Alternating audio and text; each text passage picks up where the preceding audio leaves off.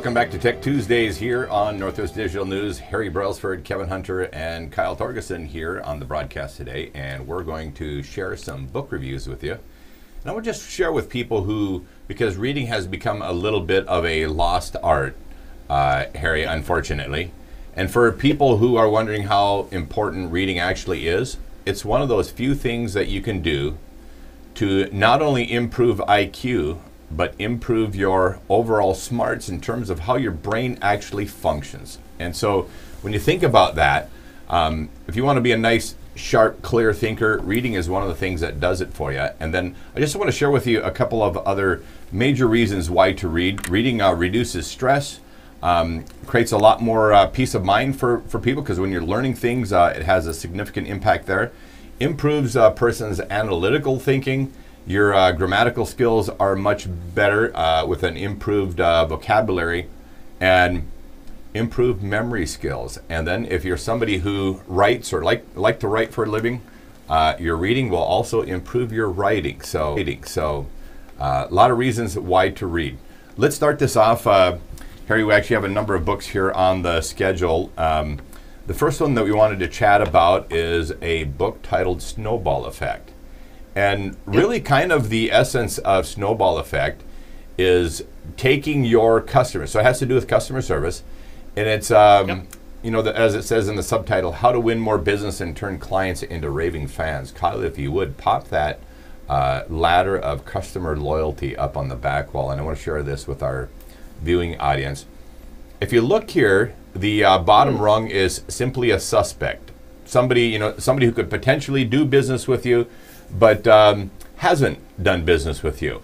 Then becomes the prospect. So a prospect is actually is drilling down, being more specific on who potentially could be your. So when you're thinking about marketing, a lot of people market to suspects when you should actually be marketing to prospects. So that's a much more defined segment within that market.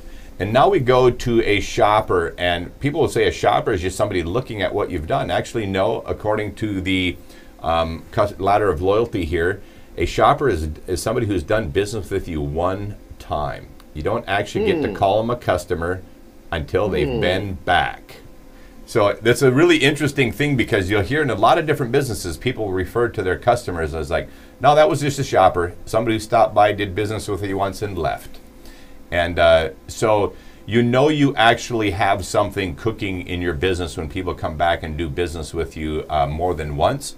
And so they now become a customer, and then you can see you can move up the rungs there to somebody becoming a member who now feels part of your family. The next one up is an advocate who tells others about you, and then a raving fan. This is like a free sales force that will make your business grow by bounds the more people that you can add to this raving fan list. So that's really where you want to get as many clients to as possible. Not everybody will ever be a raving fan in any given situation, but at the minimum, you want to have as many people in that customer list, meaning people who have done business with you more than once. That's the thing that every business has to absolutely be working on, because you know, Harry, that for most businesses, the number is somewhere between 70 and 80% of all people that did business with them only did business with them once. Yeah, and that's expensive for all parties. It's very expensive for all parties. Nobody wins. All right, let's move on to talking about anything from Andrew Bettany. I want to talk about this a little bit because we've got a number of books that we want to cover here, and we want to make sure we don't run out of time. So let's do that. Yeah, no problem. So Andrew is a well-known technical author, and he was here in the Seattle area last week. Mm-hmm. Some context, and then a shout out to one of his books. Mm-hmm. The context is he holds the title Microsoft Most Valuable Professional, and last week in Redmond, I didn't have the chance to go to it, but a couple thousand MVPs come in for their annual 5-day conference. Mm-hmm. And the MVP is an honorary, well, actually, why don't we call it an earned title, but it's an award. And sure. The way you become an MVP is you do something in the community. In this case, with Andrew, amongst the things he does, he writes books. And so we caught up with each other at the Seattle Tacoma Airport and chatted. And he is on fire. He's in his power band years. And so, for example, one that I think everybody could appreciate is the fourth, 1, 2, 3, 4, 5, the fifth one over, Windows virus and malware troubleshooting. Some of his books would be just a tad technical for the business to business market, but Right. everybody should be reading, as you started the program, and reading about things that affect them. And as you know, we have covered malware on this show in the context of security. So shout out to Windows virus and malware troubleshooting. He's from the United Kingdom, which also underscores, what a small world it is, right? That we're all interconnected, and we don't have a patent on good ideas. They can come from overseas too, my friend. That's correct. Yeah, Andrew Bettany. Yep, rock solid, folks. Look him up. We have a guest, an author that we're going to have here on the show coming up sometime mid-April, so I'll jump over that one for now. Let's talk about crowdsourced. Yeah, so what I did is I prepared for this show is I went to a Facebook group that I would encourage listeners to join, and it's called You Grew Up with Small Business Server If. So you grew up with Small Business Server If. About 800 of us that go back to the Microsoft SMB Small Business Server days. And this morning I posted up and I said, hey, fellas, I'm going to do a show on spring reads. Can you recommend some books? And very quickly, Andy Parks replied with a few titles. And that's fine. But Kevin and Kyle, what I really like about this is I really enjoy crowdsourcing my content, right? And seeing what people are reading, what they think is hot, what they think is not. And that's kind of how we got to this. Happy to rattle a couple off. Andy Parks is suggesting The Old New Thing by Raymond Chen is a pleasant trip down Windows memory lane. And I'm not talking RAM memory, but the memory, the wetware up here between our ears. He goes on to say, some of it was over his head, but it gives you interesting looks into how certain things work in Windows. But, more importantly, what I like about that is when you watch some popular shows like HBO Silicon Valley and some shows of the birth of the industry, these books are great because, I was there, Kevin, you were there, many of us were there, and it's just fun to read and revisit that. The next one is a very popular book. Satya Nadella's Hit Refresh is well known, and that is, in fact, a bestseller. It's been out for quite a while, but it's an interesting read because to connect the dots, Satya took over for Steve Ballmer when Steve Ballmer, his term as CEO came to an end. Correct. He took over, and Microsoft has taken a noticeable shift in what they do. There are a lot of articles, Kevin, maybe you've seen these, but they all amount to Microsoft got its groove back, and I would offer the stock market agrees. Yes, most definitely. With their valuation. Most definitely. So, yeah, it's good to see companies go through the tap of life, waves up and down. And then finally, Andrew was recommending another one called Showstopper, which I've actually read. I don't know if I could find it on the fly. I've actually read that book, and again, when it wouldn't be a far-fetched statement to say I was on the beaches of Normandy on World War II, the Great War. That's an analogy, of course. But what I'm talking about, the history of Windows NT in the 90s. And gentlemen, if you recall, but it was a real battle between Novell NetWare and Windows NT, right? No doubt. And there was no, I mean, I did both, and there was no guarantee Microsoft was going to pivot from MS-DOS and compete with Novell NetWare. They did. They competed and ultimately won.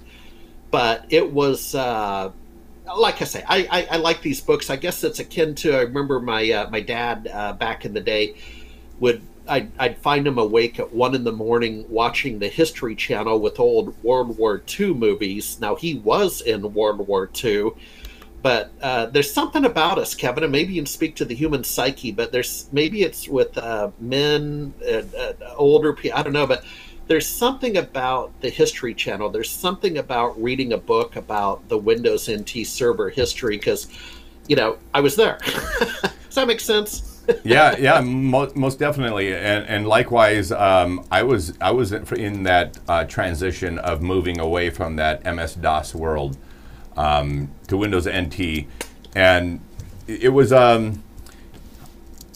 for some people who actually hadn't been using technology at all in the workplace. See, because if you remember, like I'm recalling, even in some very large companies, it was like in the middle 80s that even computers started coming into the companies, and people would go, really, it was that late, or I should say even that recent, that there were still companies doing paper ledgers and things like that? And the answer is yes. So the transition that the computer world went through as far as technology is concerned was pretty interesting, and I can see why the older generation was so overwhelmed with it, because it was changing so rapidly. Yeah. I don't know if you ever had the pleasure, just a quick war story and we'll move on, but in that era, but like people would quit their jobs at a company, like a savings and loan I was at. I mean, one lady literally resigned when we were going to do a quote unquote migration. And right. Kevin, this was really disturbing to people. And she was in a position to resign. She was getting on a little bit in her years with the savings and loans, so she was in a position to do that. But it was just kind of funny because she basically said, "I just don't have another rodeo in me." Yeah, that's what it looked like. Yep. All right. So let's talk about how to be an MSP. Yeah. So this will be coming out in April, and maybe we should revisit it this springtime. I have updated a book. I had a book from 2003 called "How to Be an SMB Consultant," and lo and behold, that book was 15 years old when I opened it recently, right around Christmas. And I said, I need to update it because, Kevin, the book was citing examples that, quite frankly, are no longer relevant, like those wonderful and amazing gateway country stores that were gorgeous. Right. And I believe they went to several hundred locations around the U.S. And shortly thereafter, Gateway ceased to exist as we know it. They might have been ahead of their time on the store thing now that we have Apple and Microsoft stores. But clearly the book needed to be updated. And the business model has changed. And so, Kevin, back when I wrote the book, our industry was called break fix, and you bill $50 an hour, $100 an hour, the phone rings, and you're only dispatched when something goes wrong. And that's not necessarily rewarding. Right. Now, the industry and the broader business community has moved to as-a-service recurring billing. And the best example is your phone. The best example is T-Mobile, AT&T, and Verizon. Kevin, what do? They bill at the first of the month consistently, and often they are amortizing the value of your device, right? So, you know, instead of today paying $800 for a hotshot phone, what are they doing? They're getting you for $24 a month or something. But it's that recurring revenue business model, not just technology, that's wildly popular. And so I write that up, but I'll end on this. The book, 15 years later, is still the fundamentals of business, much like we started with your ladder and the snowball at the beginning of the conversation. Correct. The book is about finder, get the business, minder, manage the work, grinder, do the work. And Kevin, that hasn't changed, and I write that up. I mean, that's the point. Mm-hmm. That hasn't changed. The business models have changed a little bit, like recurring revenue billing. So I just wanted to today give a heads up to the audience. That book will be out in April. We'll talk about that another day. Fantastic. Something I wanted to mention here for the benefit of our viewing audience is one of the things that you notice that Harry shared here on the show were actually 3 books referred by a colleague. And one of the things that, and Harry, this is great credit to you, because one of the things that every intelligent person I've ever known actually talks to the smart people around them and finds out what they're reading. You know what, you guys, you absolutely have to do this. If there's something that should always be part of your conversation with professional people around you, ask them what they're reading. And then, if I'm really thinking about potential other books to read, not only will I ask my colleagues what they're reading, but I'll ask them for their aha moments that they learned from the book. If they have none, well, then I'm like, all right, maybe I'll pass on that book. But if they share with you a few ahas that they pulled out of that book, you really ought to think about learning that. And you really ought to think about reading it, because not only may you also get the benefit of those lessons, but there may be additional things that you and your colleague then can chat about at a later date, and even more learning comes out of that. So great thing there. I wanted to make sure that we captured that, Harry, because this is one of the tactics that every smart person does. Talk to your friends and colleagues, find out what they're reading, and share some of those experiences. So, well, and if you don't mind me adding real quick, sure. And I should have done this at the beginning, but here's another way to view reading. My sister's first husband was an editorial page editor for a newspaper, and he said, and so let's rewind the clock, but he said, where else can you get such value for 25 cents a day than a newspaper? It will entertain you for hours. And now newspapers are $1 today, but it's still a great value, cheaper than a cup of coffee. Great value, but I've always taken that forward with me. And then some time ago on 60 Minutes, Warren Buffett was being interviewed, arguably the smartest or most successful investor of all. Do you know he reads for 2 or 3 hours in the morning? What a luxury! Mm-hmm. Yeah. It is one of the traits of successful people. And it's funny is if you made a commitment to read even 15 or 20 minutes a day, I think you'll end up reading about 3 books a year, which is a heck of a lot more books than most people are reading. So recommend that you guys get out there and read, and some great recommendations here from Harry today. Thanks everybody who joined us here on the broadcast. We are out of time. Harry Brailsford, Kevin Hunter, and Kyle Torgerson, thanks for joining us here on Tech Tuesdays. We'll see you next week. Take care. This concludes today's live programming on Northwest Digital News. Thanks for joining us for this special broadcast. Heard around the world in more than 70 countries on YouTube, Instagram, Patreon, Facebook, and Twitch TV. If you enjoyed a story or guest we had here on Northwest Digital News and would like to strut your stuff on the broadcast, email us today at wainfo2017@gmail.com or call or text 360-545-3501. We're always interested in unique stories, topics, and guests to share with our worldwide audience. Before you go, don't forget to give us a big thumbs up and comment on the live stream.